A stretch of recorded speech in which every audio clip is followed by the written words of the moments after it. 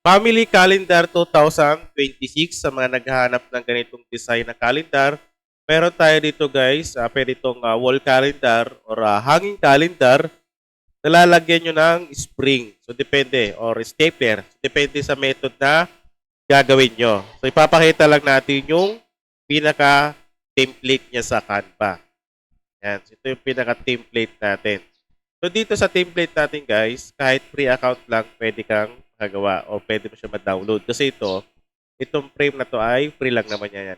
Yeah. So kung merong premium elements tulad ng plant na ito, yung leaves niya, pwede mo siya palitan ng kahit anong design.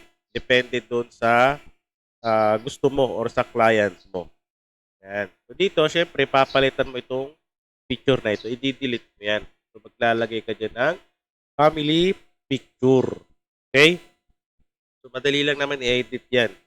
6 pages lang ito guys kasi 2 months sa isang page. So, yan. January, February. So na-edit yan. So double check nyo na lang yung mga date natin para sigurado. Na-edit naman yan, na-delete yan at naiiba. Napapalitan ng kulay. So dito, pwede nyo rin lagyan ng background.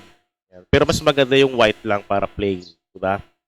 Yan. Hanggang December yan. Okay? Yan. So, ang size pala nito guys ay A4 size. Ayan, A4 size. So, pwede mo siya gawing A5. Depende sa'yo kung paano mo siya ipiprint. Yan. So, palitan mo na lang. Yan. So, 6 pages.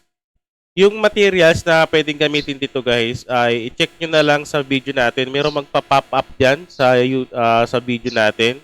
Merong magpa-pop up din na materials na pwede gamitin dito sa calendar. So dito pwede ka gumamit ng 115 GSM dito sa ating mga month. Okay? So pwedeng 115 GSM na photo paper. Kasi glossy yun. Maganda yung guys, glossy. So pwede naman bond paper. Pero mas maganda yung 115 GSM na photo paper para mas glossy siya. Tapos dito sa family picture natin, gagamit ka dyan ng photo paper at least 200 GSM. So depende pa rin doon sa printer na gamit mo kung kaya niya ng 200 GSM pataas para mas matigas yung ating family picture natin. Yan. So pwede mo siya i-laminate. Gusto mo siyang i-laminate para mas matibay talaga. Saan nga ba mabibili o makukuha yung calendar natin guys? So marami tayo ditong calendar na pwede pagpilian dito sa website natin sa digibili.com. So click nyo lang yung link dyan sa description or sa comment section. So marami kayo pwedeng pagpilian. Karamihan dito ay Canva template. So meron tayong 6 pages, 12 pages, yung ready to print na at meron ding na-edit. Ayun, landscape, saka portrait. Ayun, no? Maraming design yan, guys. Meron din siyang pang-commercial. At meron din siyang advertisement na nilalagay doon sa calendar natin. Ito, yung gas sa bahay at yung gas app express. So, i-edit nyo lang sa mga gusto niyan. So, check na lang natin. Yan. So, ito yung nilalagay sa calendar natin, sa commercial calendar natin. Ayun, no? Diba? So, pwede kayong gumawa niyan. Pwede kayong mag-alok niya sa mga customer nyo. Ayun, no?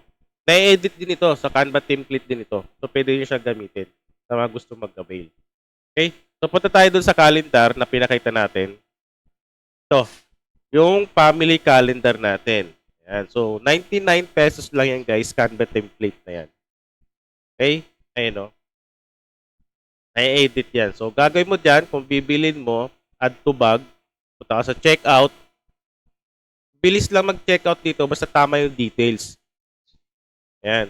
So, dito, napaka-importante yung email kasi dyan isi-set yung template sa email mo. Automatic naman yan. Basta tama yung details na gagawin mo. So, email, full name, yung country, yung phone number, higit sa lahat yung reference number. So, gagawin mo dyan, guys, magbabayad ka muna ng 99 pesos. Pwede ka magbayad sa GCash or sa Maya. Ayan. So, pag nakabayad ka na, ilalagay mo dito yung reference number, yung transaction number na katunayan na nagbayad ka. Para mag-match doon sa system ng website, para ma-process ka agad yung order mo. So, ganun lang naman siya kadali at kabilis. Basta tama yung details na ilalagay mo dito.